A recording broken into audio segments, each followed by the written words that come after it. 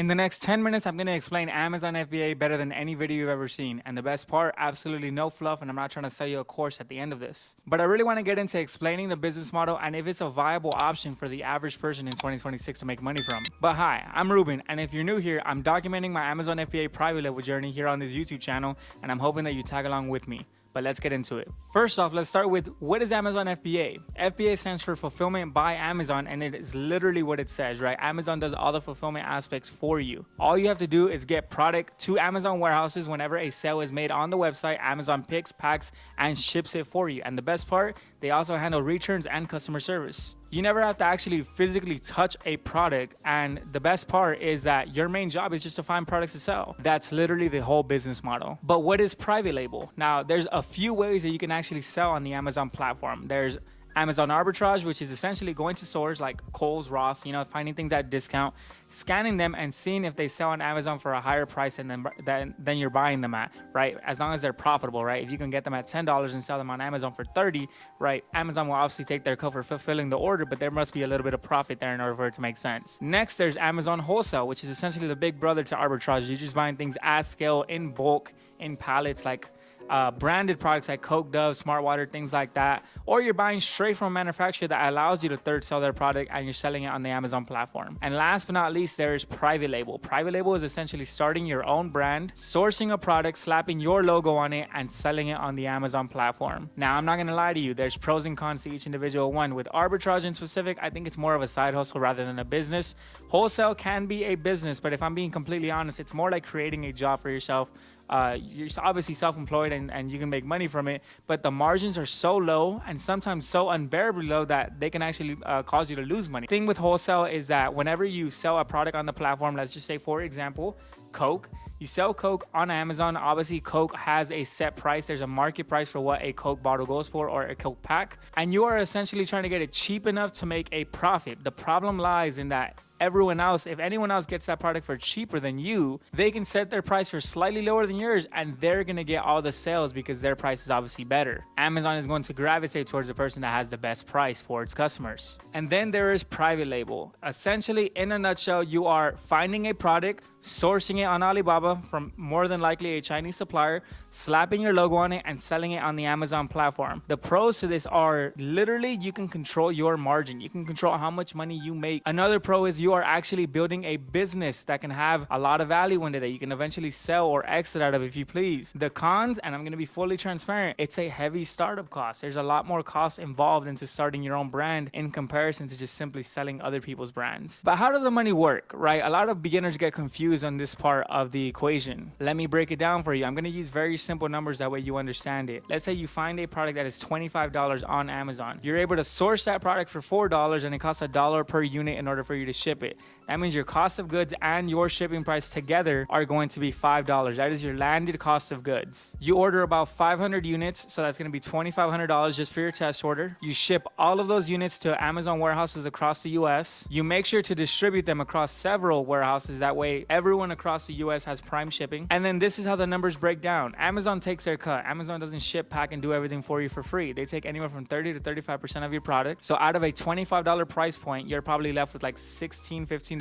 We'll use 15 for this example just to make it easy. $5 is your cost of goods, so now you're at $10. And now you need to pay to actually get a customer, which is with advertising. Amazon uses a PPC platform, which PPC just stands for pay per click, which is literally what it says. Every time someone clicks on your listing using an advertisement, you are paying a certain price for whatever key term you are using. Every key term has a different price. The word pencils and the word backpack have two different prices. It's all dependent on whatever product you choose. Ideally, you want to pay as little as possible per click, but again, that is subjective per product. But anyway, let's say it takes you $5 to acquire a customer. Now you got $5 left. That's actual profit. $5 of $25 is around 20%. So if you sell 500 units at a 20% profit margin, you are making approximately $2,500, which is 100% return on investment, by the way. But why Amazon? Why not just create a website, avoid the 30 to 35% fees, and just do it yourself? Here's why Amazon specifically is a very powerful place to sell. Amazon already has 300 million active customers, and it's growing every single year. These are customers that already have their credit card info saved on the platform, are already searching for your product, ready to purchase. They are literally doing all the work for you. They already built all the customer base for you. This is not a business that you're trying to build an audience from scratch on social media or something. The audience is already already there and they're looking for the product you're selling and ready to purchase at literally one click. And the best part, Amazon literally ships your product to the customer's house in 1 to 2 days, if not same day. It is the reason why Amazon is growing so much year over year, because people are tired of waiting for a package for 5, 7, 10 days. That is an enormous advantage over any other platform on the internet, and it's not even debatable. But what does this whole process actually look like? I'm gonna be honest, this is probably the most important part of this whole video. If you just pay attention to everything I say in the next minute or two, literally just doing your research on each individual thing, you'll be able to launch a product of your own in no time. And I'll say this now, look, it's not easy. It is simple. If you just follow each section, I promise you, it will all make sense. But anyway, let's start with step 1, product research. This is one of the most important aspects, right? Because it basically dictates if you're gonna succeed or not. Success on Amazon is 80% the actual product, 20% the rest of the stuff you do. In a nutshell, you have to find a product that is in demand, that has more demand than supply, meaning there's little to no competition. And I already know a lot of people are gonna say, well, everything has competition on Amazon. Yeah, you're right, but there's a lot of niches and products out there that the competition just started 3 months ago. You can catch up, believe me. And catching up on Amazon competition wise is simply getting more reviews than they do, selling more units than they do, creating a better product. A lot of the products on Amazon, believe it or not, are crappy products that people just source for the cheapest possible. Your edge is getting a quality product at a good price. Step 2, sourcing. You use a platform like Alibaba. You source your product, you order multiple samples from multiple vendors just to compare and contrast whose is better. You get the best one. Once you pick which one you're gonna go with, you negotiate the price. Once you land on a perfect price, let's go to step 3. Arguably, this is one of the most important steps, but I feel like this is not what's really explained on social media or anything like that. And it's because I feel like a lot of people take shortcuts when they're launching an Amazon FBA product. But I will explain later on why this step is so crucial to do correctly further down the line of this step-by-step explanation. But anyway, step 3 is branding, creating an LLC, brand registry, GTIN exemption, and submitting for a trademark. Again, all of those, it doesn't have to be in that order. Well, I mean, LLC has to be created in that order, but the rest, obviously, you can do in other orders. But you need to do all 5 of those, and I'll explain a little bit later on why you need to do them. Step 4, actually purchasing your product and paying for shipping to the US. This is where you send all of your product into as many fulfillment centers as you possibly can. Again, the more fulfillment centers you're in, the more people in the United States that are going to get prime shipping for your product. Believe me, that makes a drastic difference in conversion. Step 5, this is where things get a little bit easier. Your listing. Now, AI can automate the vast majority of your listing, going down from your title to the description to the bullet points. But I will say the most important part of your listing is your photography. Now, the first time I did my photography, I paid $1,500. But now with AI, you can literally take pictures of your product with your phone, use AI to clear out the background, send those photos to an editor on Fiverr, pay a couple $100 for them to create your infographics, and we literally use infographics like that in photography on our current products today, and we are doing great. Step 6, this is when all your product officially lands in the US and you're actually launching your product. Now, nobody wants to buy a product with 0 reviews. Now, this is where everything that I mentioned earlier about your LLC, GTIN exemption, brand registry, and a trademark submission all come into play. If you do not have those things, Amazon will not let you enroll into their Vine program. Now, you must ask, what is the Vine program? So the Vine program is essentially a way for you to get 30 reviews on a brand new listing by giving away 30 of your units to 30 people and paying $200. In exchange, 30 people are supposed to leave a review on your product.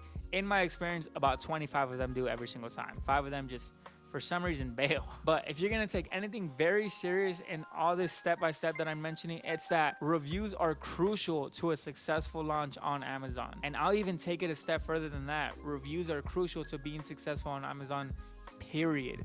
In the long run, in the short run, everything. Reviews are everything on Amazon. Amazon is a review dominated industry. I cannot stress that enough. Step 7, this is actually where things can get a little bit expensive. If your product does well, right, this is where you have to do a reorder and you have to start trying to scale. You have to reinvest everything that you made. You have to reinvest all the profits and order 3 months worth of supply. The rule of thumb is always to have 3 months worth of inventory at Amazon facilities at all times. And the unspoken rule is to never run out of inventory. Now, obviously, that's a little bit inevitable with the test order, but after the test order, the rule of thumb is just to never run out of inventory. And the reason for that is because your listing loses pretty much all momentum if you go more than 30 days with no inventory. But that's it. That's pretty much the whole roadmap. Every single one of those steps is going to be dedicated to its own video on this channel someday, so make sure to follow along. Next up is this actually realistic for the average person? I'm gonna give you my honest answer.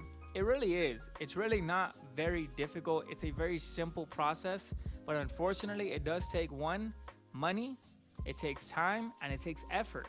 But this isn't passive income. It's not a side hustle. It's not a weekend thing. It's not something you could just throw 200 bucks at and put maybe an hour or two a weekend. You have to throw thousands of dollars. You have to put in a lot of effort, and you have to put in a decent amount of time. And the worst one, honestly, and I struggle with this one to this day, is you gotta have patience. It takes 2 to 3 months to launch a product as an experienced seller. If you're a new starter, this can take up to 4 months, right? Because it takes 2 to 3 weeks in order for you to get samples. Then it takes 2 to 3 weeks for your test order to be made, and then it takes 30 to 45 days in order for your units to arrive to Amazon warehouses via sea freight shipping because of cost. Then it takes another week or two for Amazon to scan in all your inventory. If you add all that up, that's a pretty good amount of time. It takes some real patience. The people who succeed in this industry are the people who treat it like a real business, and honestly, it really is. I'm truly not here to sell you the dream and tell you it's easy, because it's not. Is it simple? Yes, it's very simple. You just gotta follow the rules or follow the instructions, but it's not easy. Now you must be wondering, man, this guy is talking a lot. Where is he? Is he already super successful?